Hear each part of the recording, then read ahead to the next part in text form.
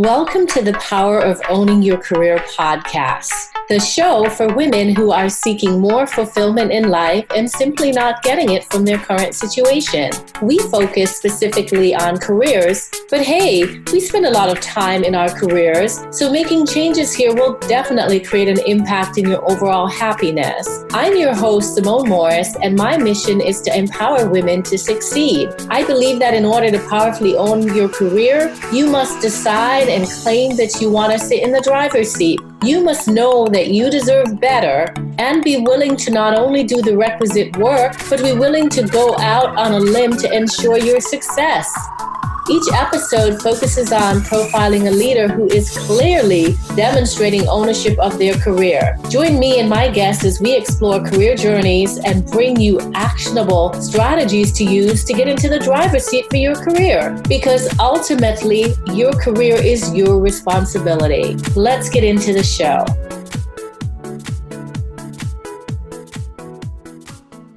I'm so pleased to have with us this week on the Power of Owning Your Career podcast, the fabulous Jennifer Brown, who is CEO and founder of Jennifer Brown Consulting. She's an author, a speaker, a podcaster.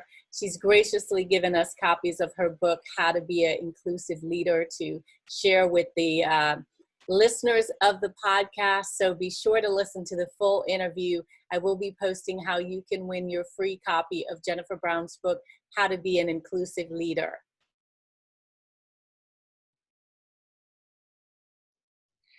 Welcome to the show, Jennifer. Thanks, Simone. I'm happy to be here. Thanks for having me. Absolutely. You know, I think you are so fabulous. I have been a fan for a number of years, and I remember meeting you at, I believe it was the NOUT conference for diversity best practices. In fact, I think I have one of those fun photos that we took at some networking crazy event. I'll have to dig it out and send it to you, but I just had such a warm reception to meeting you, and I have followed you over the years, and such an inspiration. So I have been like, I have got to get her on the podcast. Yay! And here we are. That's so great. Yeah. So let us jump right in and tell our listeners, Jennifer, when did you know that you were in the driver's seat for your career? Yeah, paradoxically, I think some of the hardest things that happen to us force us to be in the driver's seat. And I would say that's what happened to me. I mean, I was an employee. I wasn't happy, but I was surviving as an HR person, as an employee of a company in the fashion industry, actually. And I think I got laid off, and I thought to myself, do I want to go back what we call in-house? Do I want to, is this a fit for me? And it was the occasion to really revisit, what do I want? If I could author this, if I had the agency, I had this moment in time where I've broken with this structure that I relied on, but it's a time to question. And what came out of that was I was a director of training and development in my in-house role. And some of the vendors that had been pitching me said, I called them and I said, hey, do you need a facilitator? Because I really realized, I think I need to be in the classroom. I think I need to use this opportunity to get closer to the work I really love, the work that really gives me joy. And I didn't like being an administrative head of a function in a company. What I really wanted to be is with the folks and the learners, like directly. And the vendors that had been pitching me said, oh my goodness, we would love to hire you. We thought that when we met you. And so I was able to kind of bridge being a full-time employee to being self-employed through this kind of middle ground of being what we call a subcontractor for training companies. So in the training world uses subcontractors. I use subcontractors now at JBC. And those folks are the talent. Basically, they go out and they deliver. And that was me for a couple of years. And I loved it. It was sort of this interim step of learning how to work for myself. I was a sole proprietor. I was not an LLC yet. And I didn't have anyone that worked for me. It was just me. But it was very simple. And yet it was a time when I could really dive into how much I loved facilitating in front of groups and teaching the whole kind of leadership suite.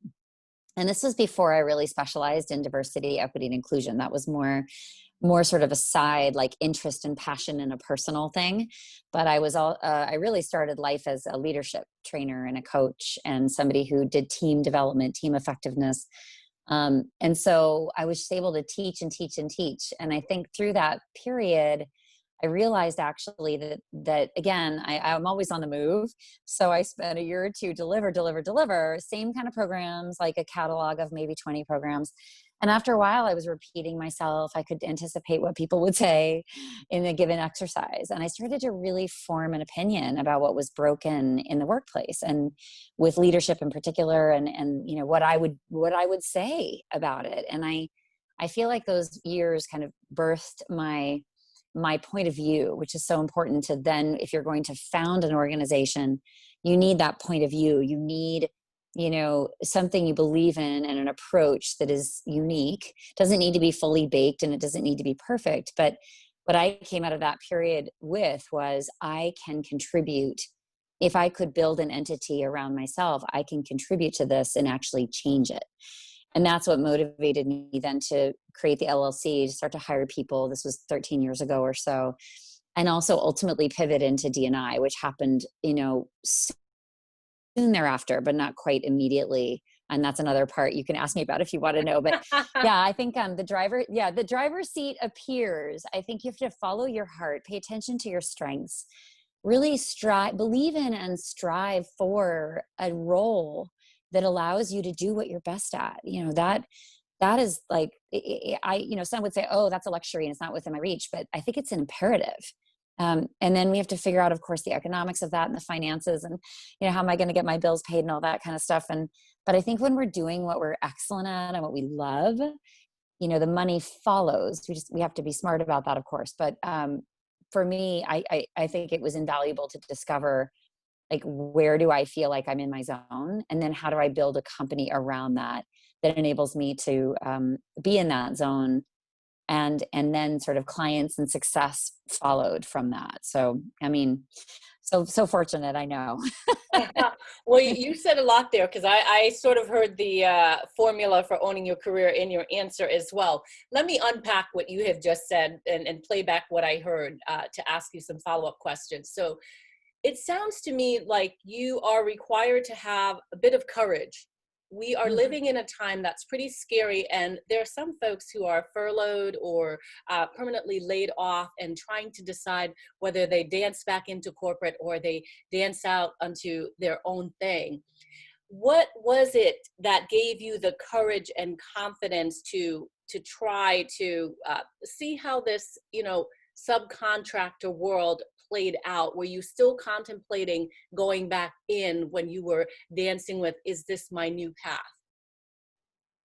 I think that it is a kind of wobbly time, right? Because many of us, whether by choice or not, we are separated from that, you know, paycheck every 2 weeks, and whether we are prepared or not. And I wonder whether the advice here is to always be prepared, because it could be our time next. And also to be thinking about, like, well, what would my brand be? Like, what would I sell? Like, who would buy from me? And I think that, you know, sometimes I have friends, believe it or not, who have full-time jobs who are also working their coaching business on the side. Right. And I think that that's a wonderful hedge, I think, towards, you know, to address the uncertainty of our times, but also really important to be exploring that, because no company job is probably ever going to feel totally in your sweet spot. It's very unlikely.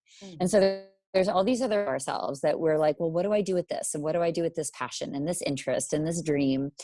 Well, I think you can be working on that in parallel, both as a hedge, but also as a way to do it, you know, get to know yourself better. And should the day come when you have to then monetize that, when you have to turn it into something commercial, you've gone down that road. It's not unfamiliar to you. You're not doing it in a panic or a rush.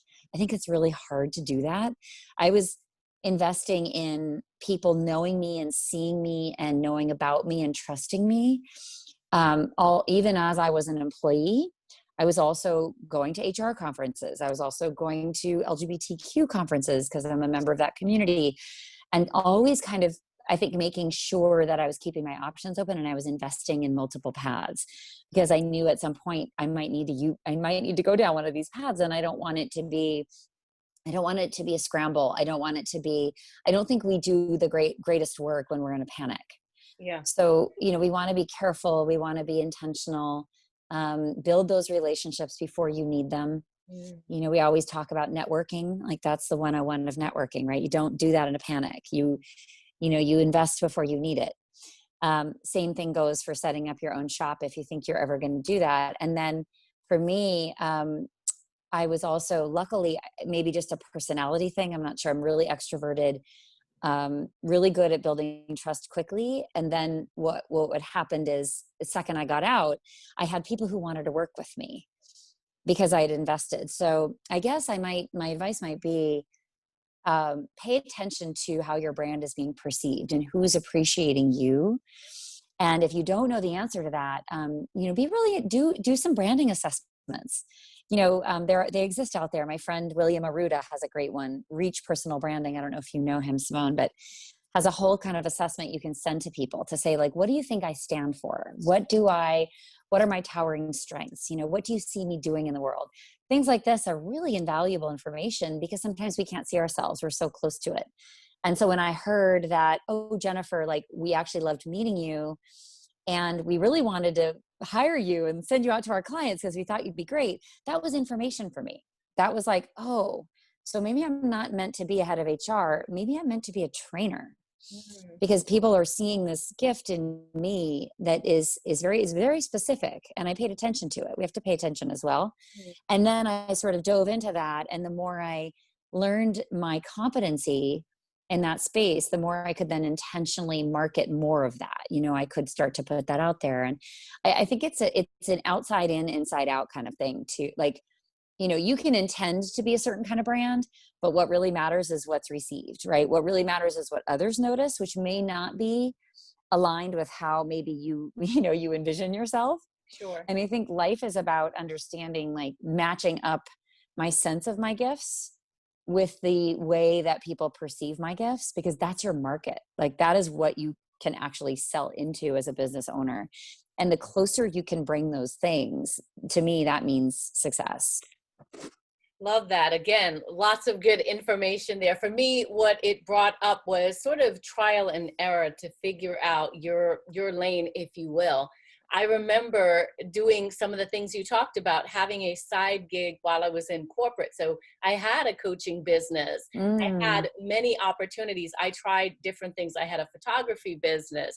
I had these different passions that I wanted, to your point, to explore, to decide if that was going to be my thing. So I'm on my third business right now. It seems like the third time is the charm, but I love the idea of reminding people to try different things until you figure out what is right for you. And I also love that you brought in branding and networking, which I think are so key.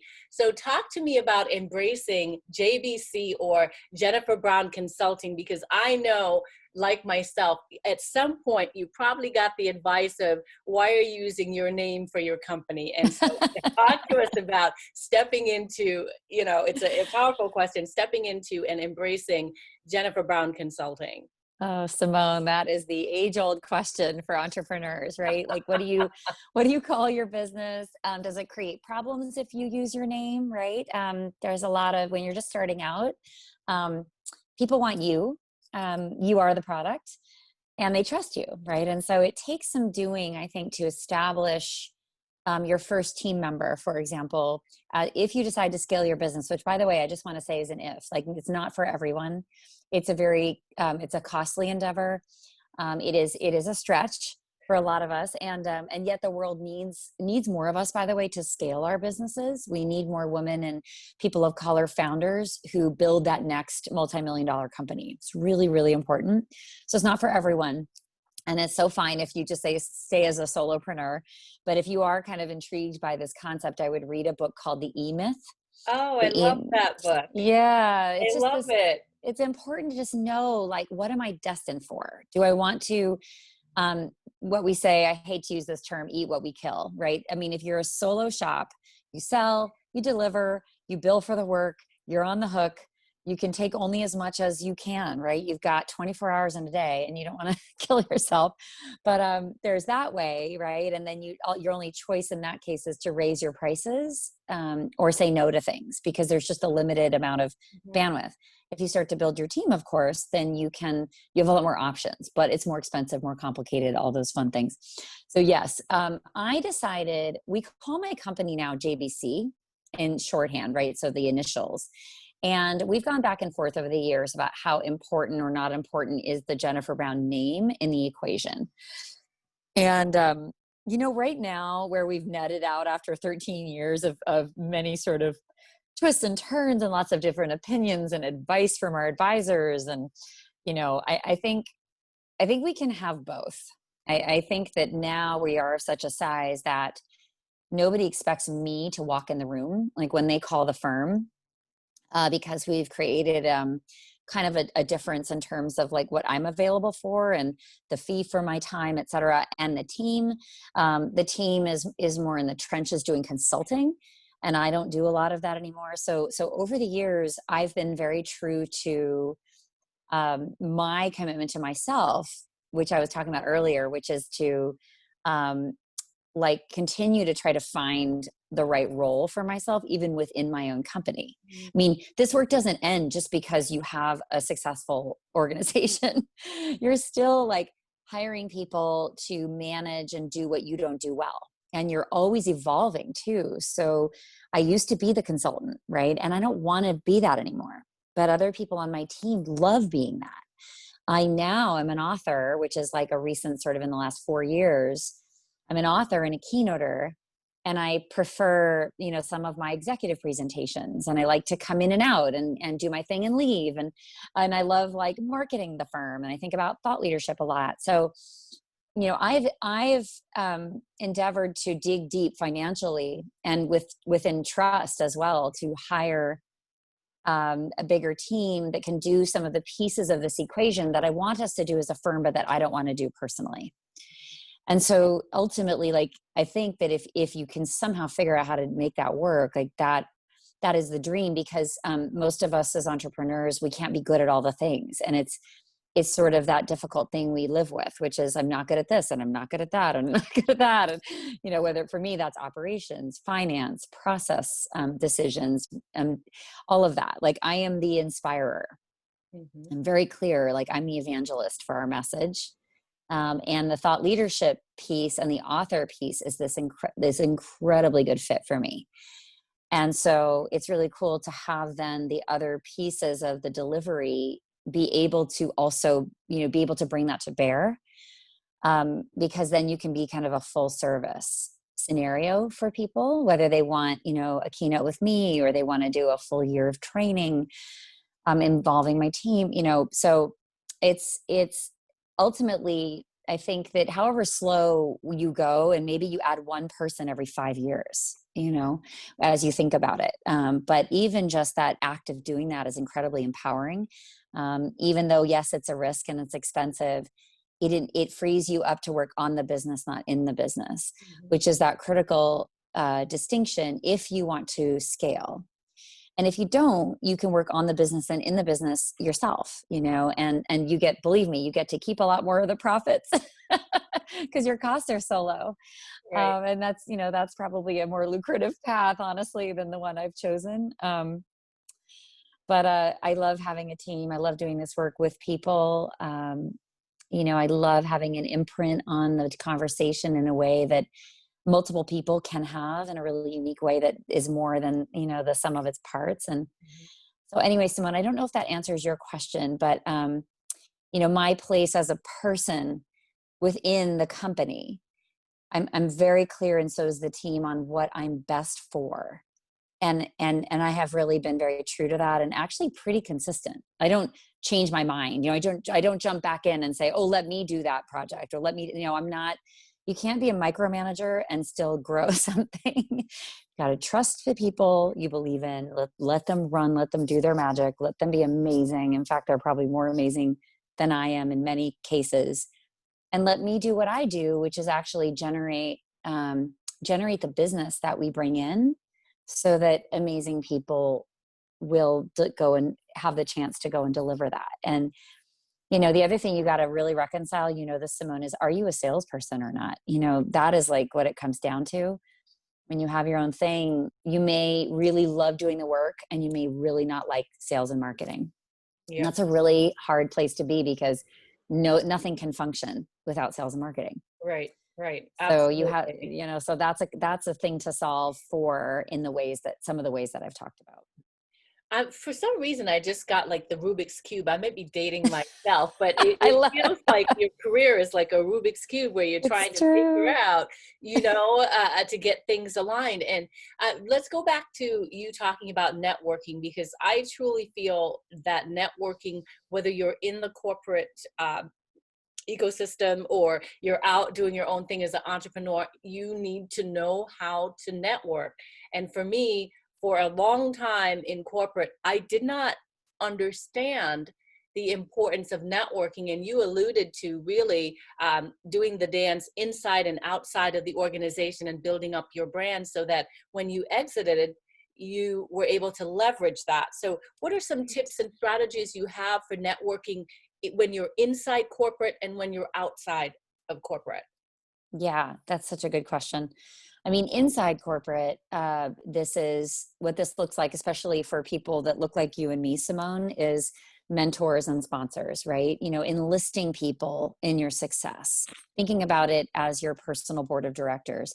And it's something that a lot of us don't learn to do because we don't have role models to follow and we don't have somebody pulling us into that conversation because we're outsiders. We're not white straight men. Let's put a fine point on it. So, you don't actually kind of learn these sort of informal lessons. You don't hear about it. You're not kind of privy to it.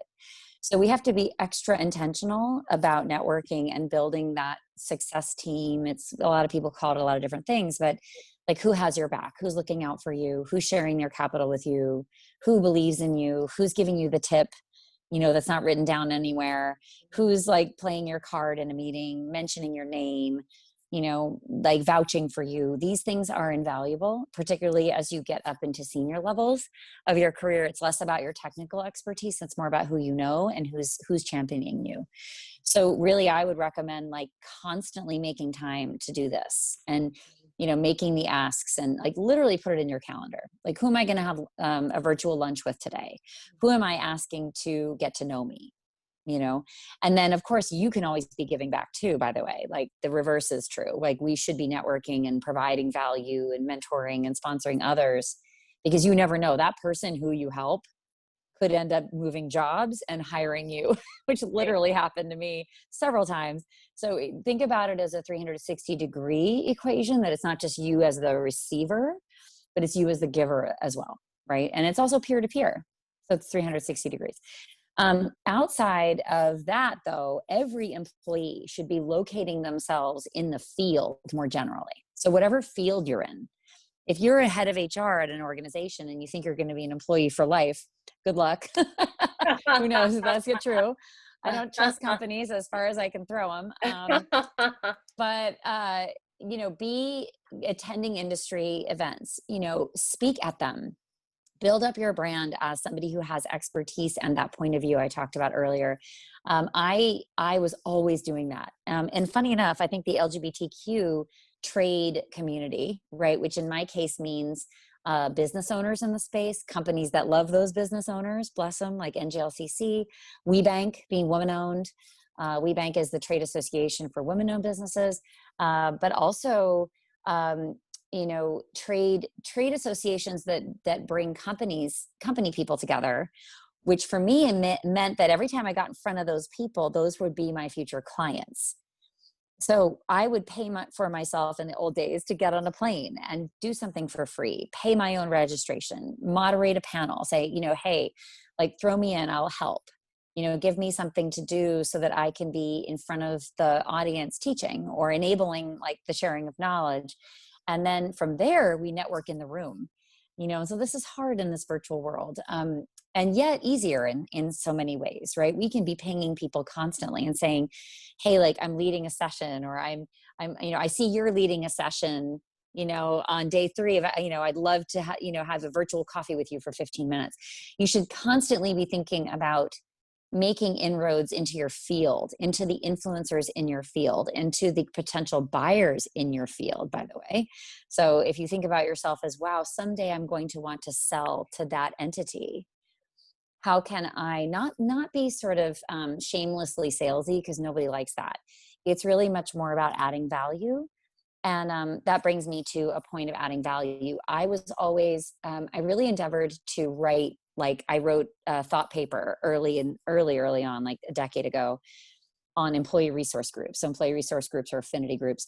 And it was my first kind of consulting work was in affinity groups for like zero money because they have no budgets, but it was like great. And they let me come and play with them. And through the process, I formed an opinion and I wrote this big paper. It still is, people still quote it, people still pass it around, but it was me. I never knew what the ROI was of that. I just wanted to have a foothold and a voice in my field. I wanted to say, here's what I think. Here's something that could be helpful.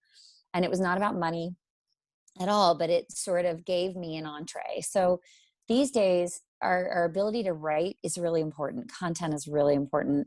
The ability to do what you're doing, podcasts, Simone, like virtual conferences, repurposing everything you do by getting it transcribed, turning it into a blog, being on people's podcasts, having a podcast. Like, I think these days, to me, it's about kind of thought leadership and establishing yourself, even as a company of one, even as a corporate employee. You can have a tremendous platform as a voice in your field that people look to, that always gets invited to be on panels, to bring your best practices from, your internal role.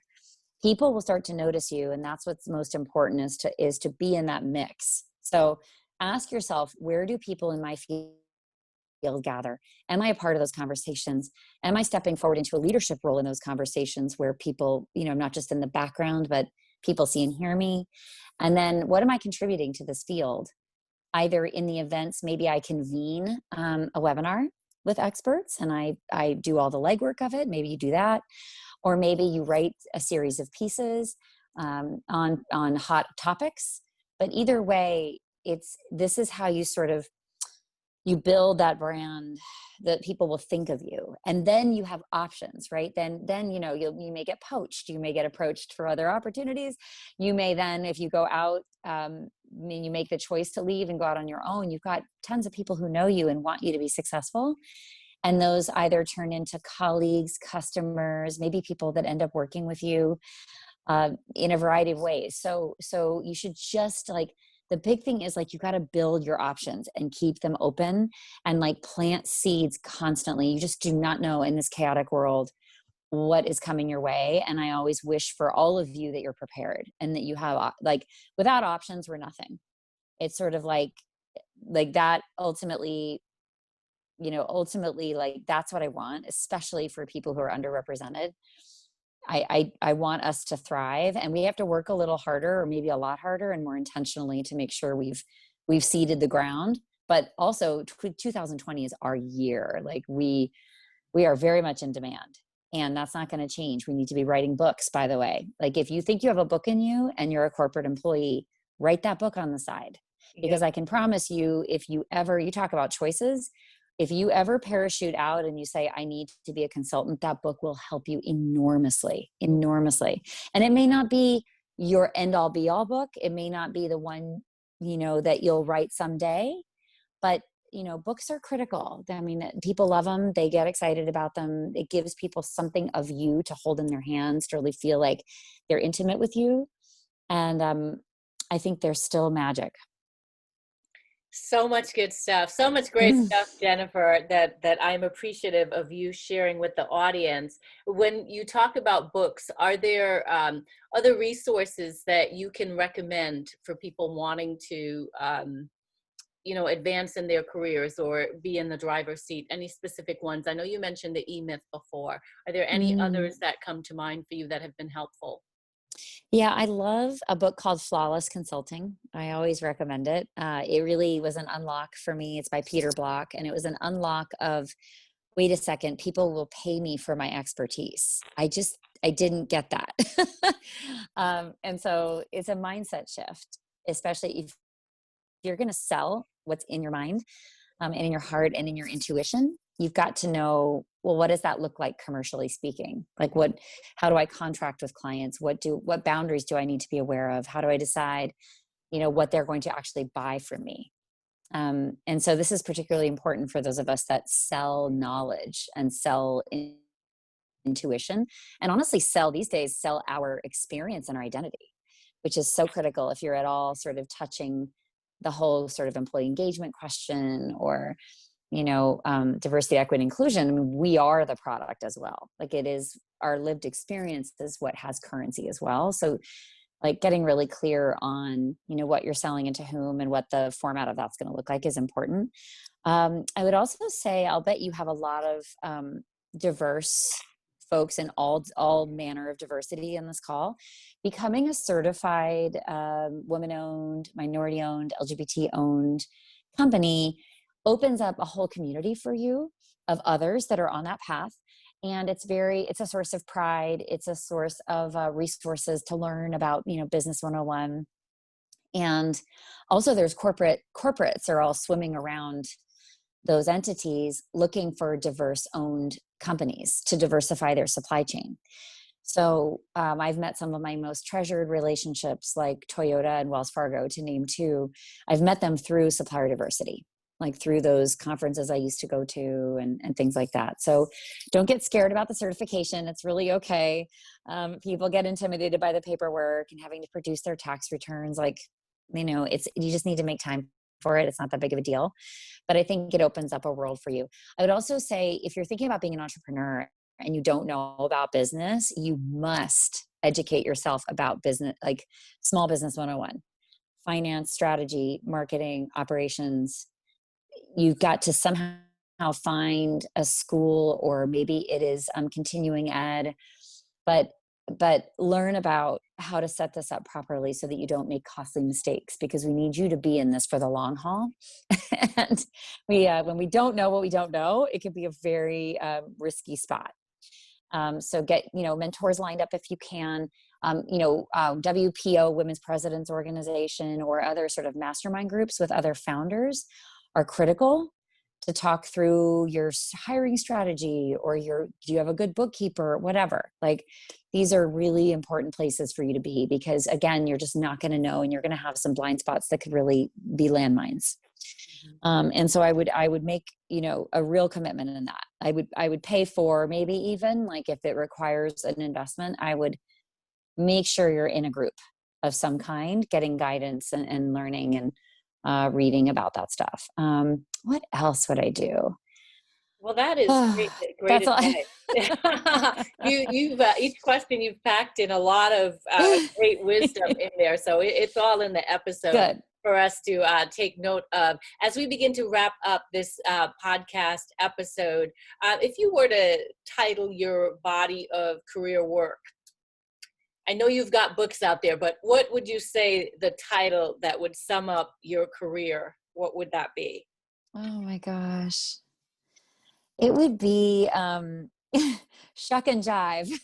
Shuck and Jive. Oh, yeah, I'm going to name your podcast interview. Yeah. What does that mean? It means dance in and out, like flex, and, be super agile. Like, you might also call it like outside in, to be really attuned to what the need is in the world and how your gifts align with that. And it requires a lot of really careful listening and a real humility, because sometimes we think we know, what we need to go and build. But I think that whatever you build needs to be a minimum viable product, MVP, right? And then test it. Like you said, trial and error. Plant the seeds might be the other characteristic of it, is sort of invest before you need. That's the piggy bank of your career is options. I just gave you like 4 answers. Yeah, that's what I'm saying. Each answer, I was going to ask you about the formula, but it was packed in with it's all in there. Answers. It's all in the episode, everybody. So please listen. I'm so thankful to the fabulous Jennifer Brown for gifting us with her time and her wisdom. So much good stuff in here. Jennifer, tell our audience how they can stay connected with you if they'd like to do so. Oh, thanks, Simone. So I have 2 books, as you mentioned. First one is called Inclusion, and the second one is How to Be an Inclusive Leader. There is an inclusive leader assessment if you really get into the second book and you want to take an assessment to see where you are in the model in the book. You can go to jenniferbrownspeaks.com, and you can also download the first chapter of the book there if you'd like. I have a podcast called A Will to Change, which I've been running for 3 years. We really enjoy it. I have a weekly community call on Thursdays at noon, where I bring on special guests to talk about all things DE&I, and it can be a variety of different topics, but sort of like D&I school, if you will. We have a lot of practitioners join us. We have a lot of enthusiastic advocates come as well who just want to learn. And so you can find out about that on my website. I have 2 websites, Jennifer Brown Speaks and also jenniferbrownconsulting.com. And actually on the latter, you can go and get to know my team and, all the amazing people that make up our consulting business. So that's a cool thing to look at in case you're thinking about scaling your business. That might give you some inspiration. And then you can find me on LinkedIn, Jennifer Brown Consulting. Instagram is Jennifer Brown Speaks, and Twitter is at Jennifer Brown. And I think that's all the things. Well, Jennifer Brown Consulting is probably, the main. Just remember that. You can go off to all these different places. So kudos to you for remembering all the things. You're showing up. And again, thank you so much for being a guest on the Power of Owning Your Career podcast. Thank you for everything you do, Simone. This is so, so important. And I'm thrilled if any of this was helpful. I'm thrilled. It was all helpful. Thank you, Jennifer. Thank you. Thank you for listening to the Power of Owning Your Career podcast. It is my hope that you enjoyed today's episode. You can check out the show notes for this episode on the SimoneMorrisEnterprises.org website by clicking the podcast menu. Be sure to subscribe on iTunes and tell a friend or 2 about it.